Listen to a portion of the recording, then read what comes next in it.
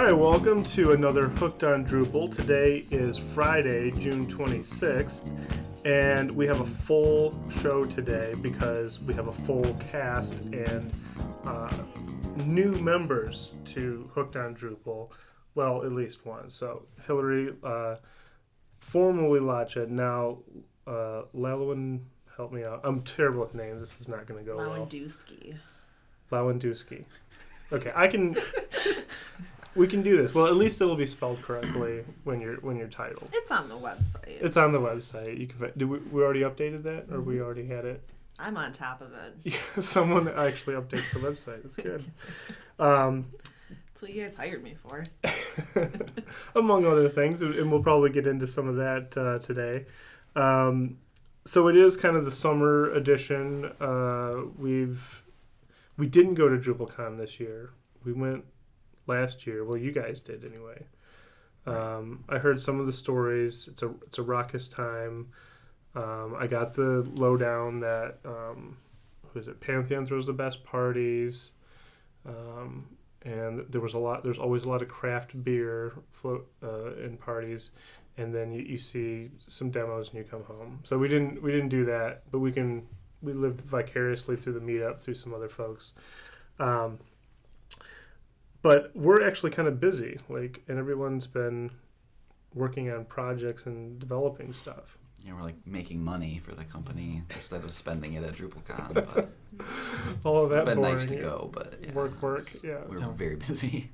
We already know everything, and we know better than everyone else. So going to the DrupalCon, we would have just been frustrated hearing people talk about doing things wrong. So. Yeah, and it is really, I'm glad you pointed that out, and it's very convenient to be the Drupal experts, because, you're kind of done, and you just produce websites for people in an expert fashion. Yeah, we just type one thing in now. It's Compro website. Yeah. And we're done for the day. We just really have great. to name them, though, which is kind of... Which takes the other 7 hours of the day. Yeah. Just coming up with a name. Right. So yeah, new workflows here in light of our expert status. It sounds like things are streamlined quite a bit. That's been a pretty popular blog post out there,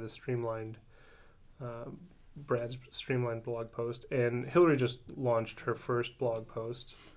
Help me out, remind me. Object-oriented programming. For Drupal 8. Yes.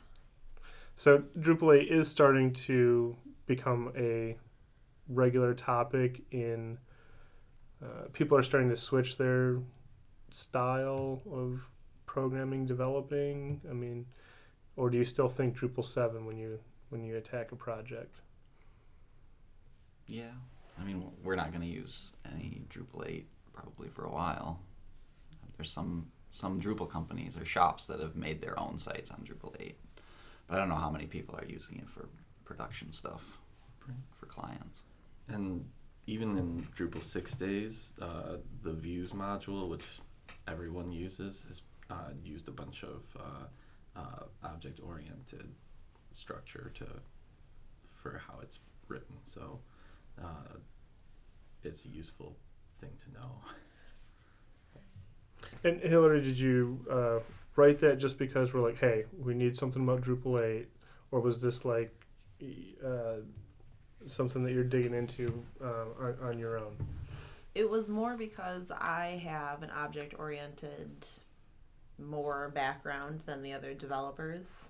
So I was supposed to teach them what I learned in college. And then they're like, you need to write a blog post. Okay. So what was it that your background, where did you come from that had more object-oriented as its focus or build? Well, I got a bachelor's degree in computer science, but I did not spend very much time in the industry working with object-oriented programming, but I have the classic education for it. Okay. Yeah. So, yeah, and then what is the alternative, or what was Drupal before 8 if it's not object-oriented? You could kind of turn it into that, but what was the... Technically, it's called procedural programming.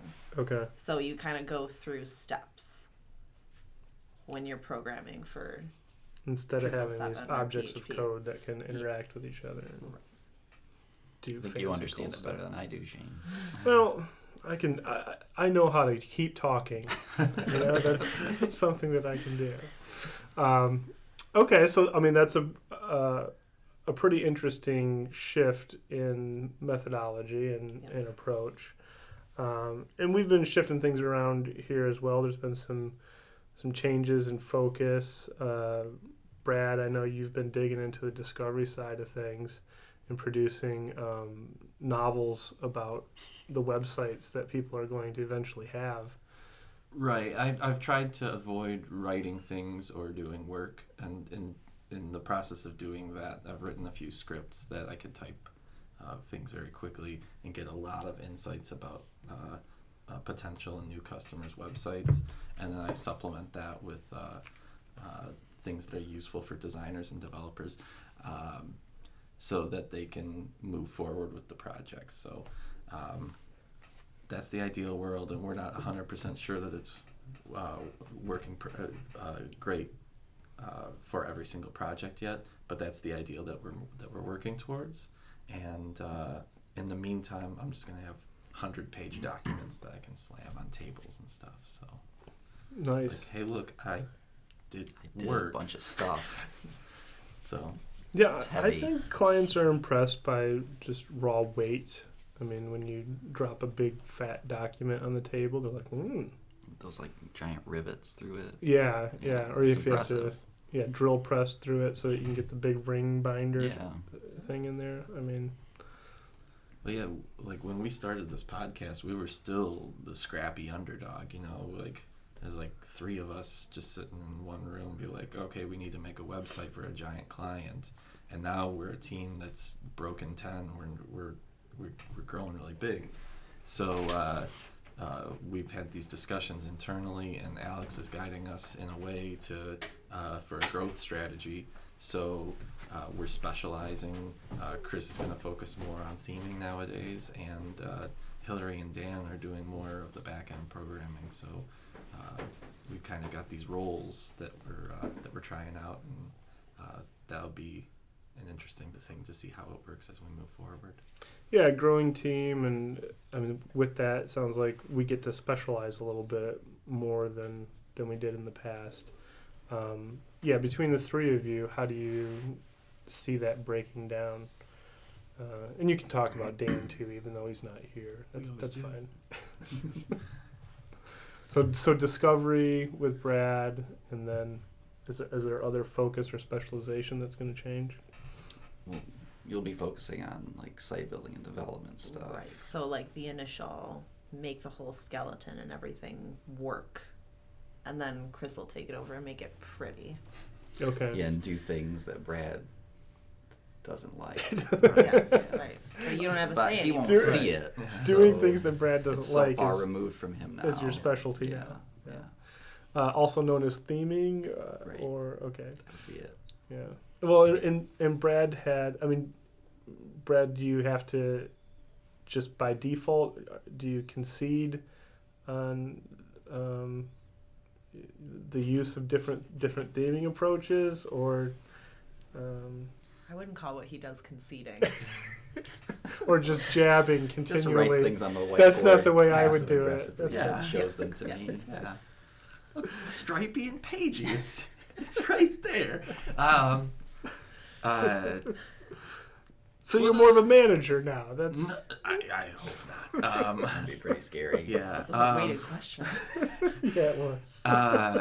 Barbara Walters. I might end up doing things that Chris doesn't really care whether I do or not. So like I'm kind of the backup themer, I think. And when we have to do projects that are in a remote desktop machine, I'm the guy who ends up doing them now, I guess. Yeah. And then they do Sorry real that work. makes you so sad. But It does make me so sad. I know it's no fun. Well, I appreciate your candidness in describing how this new relationship is going to work. Yeah, we're at completely different ends of the spectrum now. Like you And- started. And the dev room. Yeah.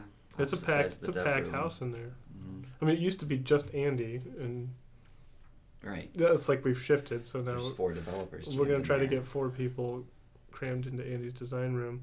This So table used to be in there. Oh yeah, this is the conference room. And we're talking about new office space. I mean, I don't know if we should reveal that on the podcast, but we just did. It's too late. Yeah. Can't edit this thing. Yeah. We were looking at, some, what was that, like a 70,000 square foot warehouse out in Warren somewhere. Yeah, we're just just like going a to purchase it with cash. football right? field, Yeah. And then have like 5 desks in the center. Yeah. Have room for rollerblading Yeah, Yes. around the outside. you have to walk a half mile to get to the office. Could you put a half pipe in there? There you That go. sounds pretty good, yeah. I don't think any of Can us any would of us get- skateboard? I don't think No, so. we'd have to hire a skateboard. Well, we have interns now. We have interns who can skateboard. Actually, Michael can skateboard. Michael Zhang just walked by. So, Michael, come on into the show. You're going to get interviewed impromptu. Come on. This is part of your internship. Yep. We're very kind to our interns, and you can have my seat right here. Go right ahead. So, Michael, this is our Hooked on Drupal podcast show, and you're going to get interviewed really quick. Now, I know you're working with me on the marketing side, but the rest of the team here may not know you that well. So, let's just take a minute and, get acquainted. Who Yeah, should sure. interview? Because I'm not a good interviewer. All right, let's all ask questions. I'll start off. What's your favorite flavor of Jolly Rancher? What's the red one called? Is that one cherry? There's a cherry one. There's a pink, like a pinker red strawberry, and there's like a reddish watermelon. So You know your Jolly Ranchers. But don't let them dominate. If you want the red one, just that if can you be it. if your Yeah, favorite yeah. flavor is red, we'll go with Yeah. it. I like the cherry one and the blue one, but I guess I like the blue one more. Okay, What's the blue one called? Is it blue raspberry? sure, we'll go with that. I like the colors.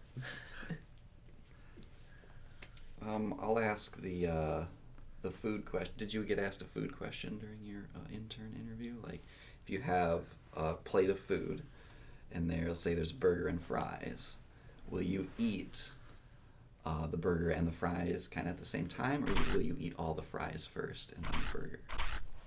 I like to take turns and eat a little bit of each. Okay. So is there a classical category for that now? Is it a personality Generally, type? creatives will eat everything, and Together. developers will eat one thing first and then move on to the next thing. Okay, and Michael has been placed more in the marketing design Yes, so side that of makes things. sense. That fits. makes sense. Yeah. Okay, very good. All right. What kind of music do you like to listen to? I'm pretty good with like most kinds of music. I like to listen to music that's more instrumental, whether that's like orchestra or like focusing on one kind of instrument, like maybe brass or like violin. Okay. Do you play an instrument? Yeah, I play the trombone in our school band. Cool.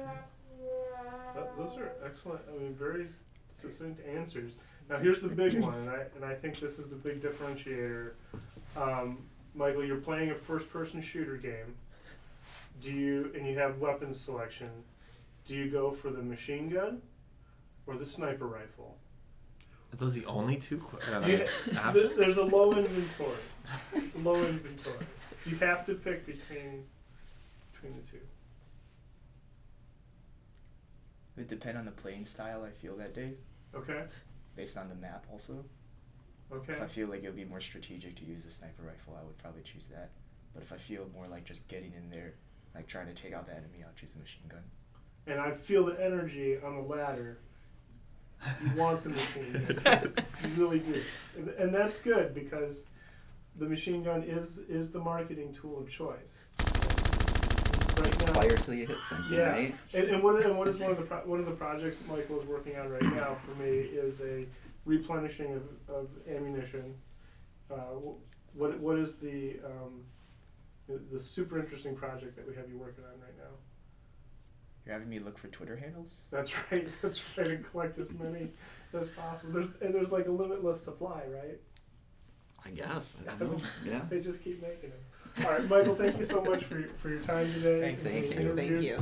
And we'll catch up shortly. With... Sorry that we made you do that. Yeah. No, Well, that Shane made you do that. I did. It is. Yeah, you can't apologize for me. I just did.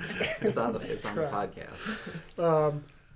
Okay, very good. And let's see, we're moving right along. Yes. So we're a reasonably Drupalish podcast, correct? Mm-hmm.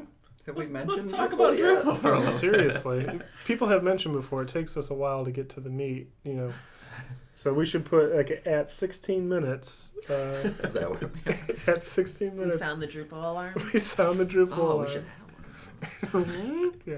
It's a drip sound or something. Project Rusty Line is getting so inflated. First it was just a button, and now there's like confetti and smoke machines and a alarm. Yeah, So we're turning into a rave. yeah. Where are the bracelets? Wait, guys, Drupal. Oh, back to Drupal. Drupal. Oh, right. Yeah, Drupal.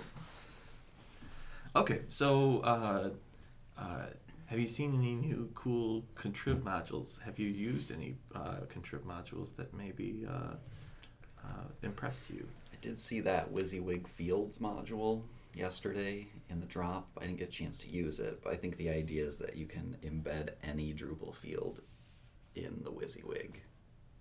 I don't know if that's good or bad. It sounds like it could be really cool for some stuff and then super evil for other things. So I'll have to give that a shot and maybe on the next one report back. I did just use conditional fields. And while it's useful, it's not full featured yet. So I had requirements that when something was chosen, different radio buttons for the same fields would show. And conditional fields doesn't really let you do that. So I had to make a new field for each set of radio buttons just to get what I had to do quickly. So that So inflates it kind of pretty quick. works. Yeah, it kind of inflated how many fields were on that content type, but I made it work. Did it also create this weird thing under structure called field dependencies or something? I saw it on the site, and it was like this huge, crazy list It of put stuff in features for Okay. me, so I did not look through that file though. Gotcha. I just believed that it would work. It seemed to. Yeah, It that's worked. good. Very Yourself. cool. I barely know what Drupal is anymore. Now the script that you had written to gather information does reach out to, is it Flickr? Yeah, there are a couple of services, and at a certain point, I wanted to avoid doing real work long enough that I was looking at even further going into like the LinkedIn API and stuff. But I'm using Bing. Is it? It's a web search engine by Microsoft. So kind of like Excite, or It's kind of like Excite. Also Yes. Vista? It's very Lycos-ish. Okay. So it pulls in 50 results based on whatever search term you have, and then it uses Phantom.js, and it takes snapshots of each of these each of the images, and it finds the color palette of them, and then for each site it does a really kind of rudimentary keyword analysis, so you get like the top 5 keywords that are associated with a particular site, and so you can kind of do this very quick competitive intelligence and say, hey, if I'm building decks in Michigan, or if I'm doing some particular thing and I put that as search term in, this is what the sites are looking like. This is the words that are being used by these people to describe their work. In some cases, if they have very good search engine optimization, then you can kind of steal their the words that they're using and the phrases that they're using to do that. So it's one piece of it. Sure. No, that's a cool in-house tool to have as part of discovery. And, on the marketing side, I play around with a lot of stuff and we kind of went back and forth. Like I'm using some of the SEMrush and Moz, their tools. But it's, for a marketer, there's a lot of GUI clicking that I have to do to produce a PDF that tells me, whose keywords are what. But it sounded like you had a pretty streamlined command line. Like it just does it in like 10 minutes. You get Yeah, it's just running over on the left-hand side of my screen while I'm doing other things. Yeah, and then just it produces does it kick it out to a CSV for your keywords or? It makes an HTML report that I can copy and paste into Google Docs and then make a pretty looking report. Gotcha. Well, and usually while we get into the deep dive on Drupal, I glaze over and I try to look like I still know what's going on. Yeah. And I was holding in my mind the one thing that I actually did see recently that intrigued me, but Chris had shown me a new module it's from the Acquia folks, right? Part of their lift. Acquia contributed it back to Drupal.org, and I think it's what powers their lift. Well, not powers it, but it's part of their lift platform. Yeah. And it had more stuff than I thought it was going to have in it. You could create a campaign and turn it on and off and add different, I don't know all the marketing terms. You might have to help me out with these. Yeah, no, I was pretty impressed with, basically it's collecting information, then allowing you to do personalization on site visitors. Yeah, and you could do it based on a user field, like if the user was logged in and you create a user field on that user with like what country they were from or something. Yeah. It had that built in, and you could switch. And it could pull from the cookie too, right? Yeah, I think it had some cookie integration, and then there was another one for you could add a parameter at the end of the URL, and it would adjust the page based on that. Right. So that's pretty, and that gets into like, campaign personalization. So pretty interesting stuff that, I'm used to seeing in all of the marketing automation tool sets. Having that functionality in your base site is kind of the next step that, unless you built your whole platform on, that's where it's competing against the Adobe Marketing Cloud or something like that. Whereas normally the marketing automation just runs on a subdomain and you don't get that in your real site. Yeah. So it's cool. Yeah, I was very impressed by how much it actually had out of the box. You could build geolocation stuff on top of it, I'm sure, or other ways to change the page. Right. Well, is the summer kind of a downtime normally? But it sounds like you guys are pretty busy. It usually is, but this year, summer's always busy, isn't it? Like I the can't spring remember. and the fall are often really kind of. The spring's busy. Traditionally, like the end of the year is our slowest time, but it always seems like summer slows down. Minus this year. We have too many school websites that right. want to. They all want to vacation. get done before August. Yeah. That's the problem this summer. Right. Right. Okay. So problem. Good thing, but it's a good problem to have. Yeah. To sort of call back to DrupalCon, there was a really good presentation. Was it Jeff Eaton? Was that his? Yeah. Where he is about the body field and about how about structured content stuff. And one thing that we found internally, just in trying on different sites and working with clients, is the paragraphs module is really cool and it's got a lot of potential.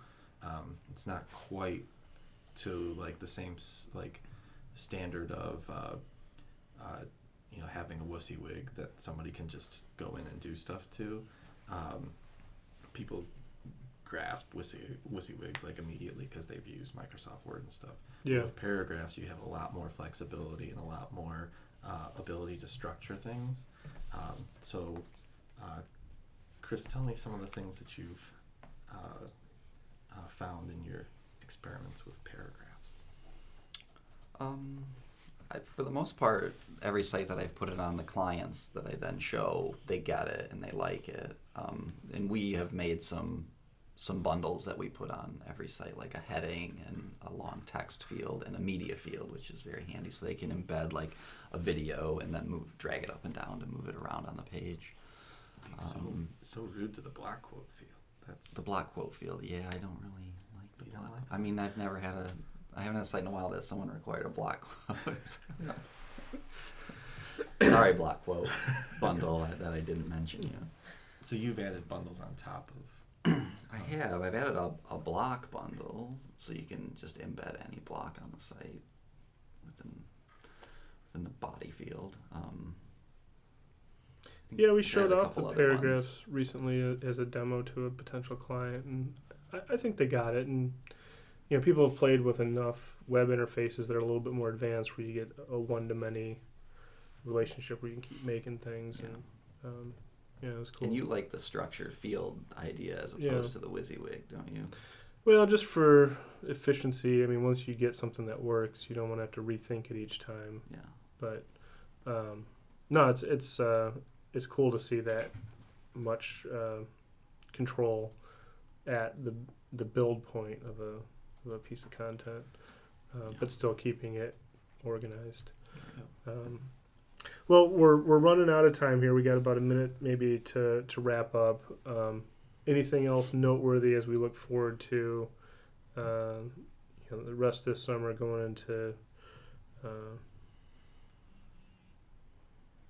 we're bound to be too busy to have one of these for a while. Yeah, it could take a while. I think we're kind of coalescing around the paragraphs like we were just discussing. So there are a couple of things that could really take it from being a cool experience to a game changer, and we'd like to be part of that. So I think that could be happening. Yeah, well, no, I mean, it seems like we have enough. I don't know where you guys find the time, or it's the interest that you're always going in and find the next cool thing that we can use on our sites, and not rehashing the same way it's been done before. So, all right, well, thank you so much for joining us on this summer edition of Hooked on Drupal. Full cast today. I'm Shane, the marketing guy, and your host. But we did have the addition of Hillary Lewandowski. Yes. Lewandowski. Can you mess up my name too? 'Cause I feel left out. Nah. Chris Cooler is here as well. If you could hit my name accurately. And Brad Cerniak. Wow. Pull that out. So that's well, and we can't forget Michael Zhang, who also joined us today. And actually, Michael's quite an accomplished member of DECA, and real quick, what does that stand for, Michael? They used to have a meeting, but then they said they don't want the meeting anymore. So now it's just. But it's really it's a business development, young entrepreneur community. Yeah. So we're very fortunate to have a growing team full of interns ready to bring their youth and enthusiasm to the crew here. And I'm sure we'll have more stories for you in the future. Thanks for joining us.